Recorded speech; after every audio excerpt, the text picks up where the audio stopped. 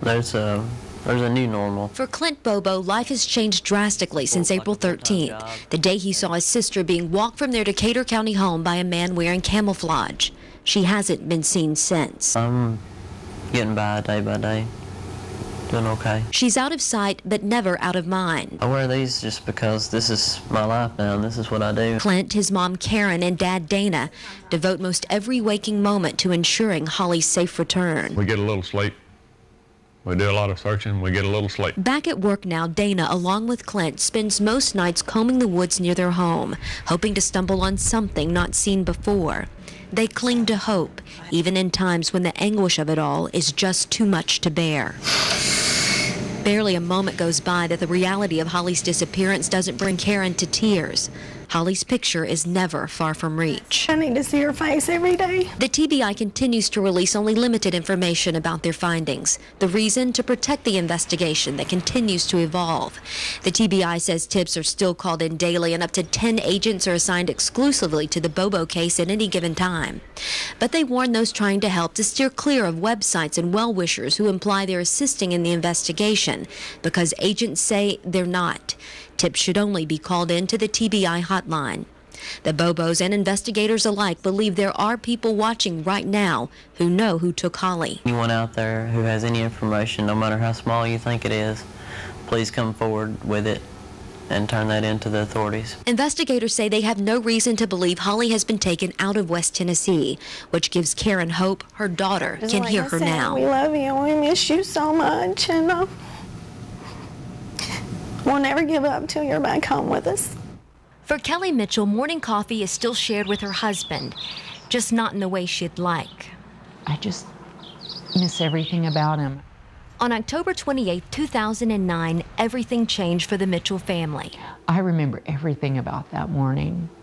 With Kelly home with his sick son, Troy instead drove their youngest to kindergarten before heading to work. But I still see his van going down the road to take Gabe to school. A typical morning that was anything but. Just a couple of hours later, her father called, worried that he couldn't get Troy on the phone. I did try to call him. He didn't answer, so I called my father back. He says, I think Troy's been hurt. Go to the hospital. I've heard that he's going by ambulance to the hospital. 911 calls from Guardian Courts apartments had already poured in. 911, what's your emergency? Somebody been shot or beat up or something. He laying out on the ground. He's a locksmith. Oh my God, it's Mitchell. He's a locksmith. Yes, he's a locksmith. Oh my God, it's Mr. Mitchell from Mitchell's Lock and Safe. Mr. Mitchell? Yes, he was shot in the head. Oh my God. At the hospital after seeing Troy, Kelly, a trained nurse, just knew. I told them I did not want any heroic measures taken. Troy, a highly decorated Marine who served in Desert Storm and survived the 9/11 attack on the Pentagon, died the next day before his second oldest son, an Army National Guardsman, could make it home from Iraq. But we had Ren on the phone, and we put the phone up to Troy's ear, and we said, you talk to Dad as long as you want. Say anything you want. Exactly 1 week after the shooting, the same day Troy was laid to rest, Emil Hudson was arrested. Lieutenant Miller, may I help you? Lieutenant Tyrese Miller calls the then 24-year-old flippant, even playful during his interviews. Even if he wasn't responsible, he didn't take the whole ordeal seriously. I mean, a man had been murdered right outside his window, and he was laughing about it. 2 days later, on November 6th, 15-year-old Justin Gray was arrested and charged with the same counts of first-degree murder and especially aggravated robbery. Defiant and cold is how Miller described his interactions with the boy charged as a man. I not only felt like he had done it, but I felt as if he had the opportunity, he would do it again. In separate trials, prosecutors laid it out like this. While working in this yellow car, Hudson spotted Troy as easy prey and told Gray so, even handing him a revolver.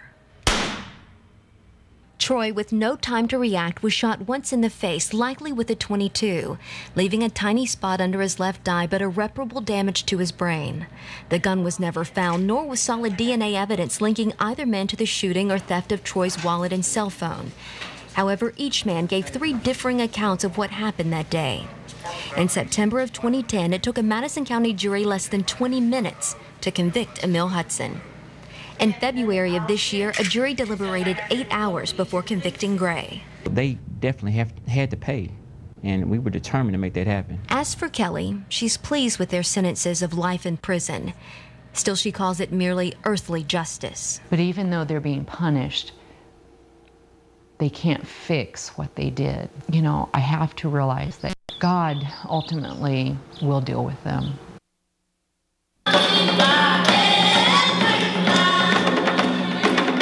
My name is Steven Banyikiza, and I'm the team leader of this choir, the Watoto Children's Choir. It's the 41st choir, and we are from Uganda, East Africa. We travel for 6 months throughout the southeast coast. We exist as a Watoto to rescue children, to raise them up as leaders, and to rebuild the nation of Uganda. And we believe they are not a problem, they are a potential. The Watoto Children's Choir is a choir made up of orphans from Uganda. They've either been orphaned through the AIDS crisis or through war. They know where God got them from, and they do everything with every passion within their hearts. You know, the expressions on their face, the smiles, I don't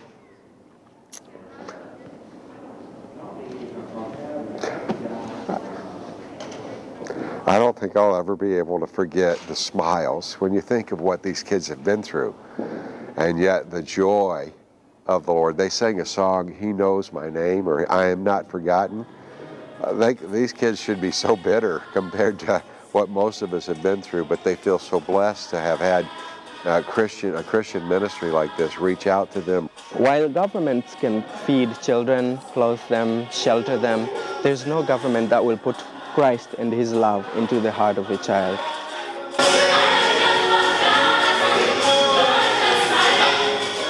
I dance because Jesus loves me, and Jesus is my heart. It makes me to smile, and those people who come to come and watch our concert, they may see our smiles, our dancing, and accept God, Jesus. Sun Country 8960, Jackson Tower, good morning. Winds are calm, altimeter 3014, runway 20 clear to land. 3014 clear to land. It's just indescribable to have them home and have them safe.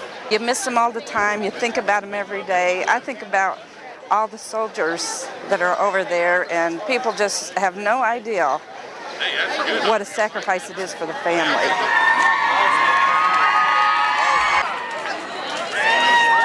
You get a hard war, boss. I'm back, baby. It's been rough. They went over there and they did a job. Everybody got home safe. We're just really, really blessed. Having him home and knowing he's safe, and all those worries and all those other things that we have the whole time he's gone are just gone, and it feels so good. And I mean, we're not going to let go this time. You know, I always say that there's two people that serve. You know, there's the family and then the soldier, and I think in large part the family probably has it harder here without the service members. So it was just great to see them. You know, it's been a long deployment, and we're all just kind of tired and just ready to get home and get back to life. So it was just a real a huge burden just released to be able to know that I'm back with them and able to help them.